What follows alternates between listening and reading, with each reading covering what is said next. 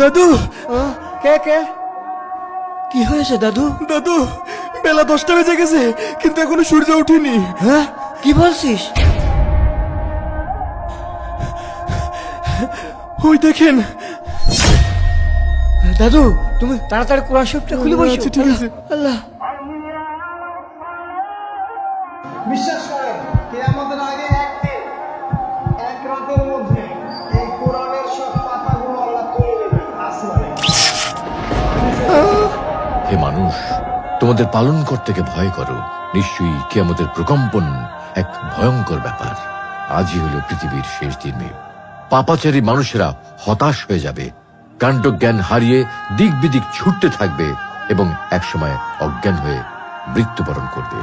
আল্লাহ রাব্বুল আলামিন আমাদের সকলকে পৃথিবীর শেষ দিনের ভয়াবহতা থেকে হিফাজত করুন।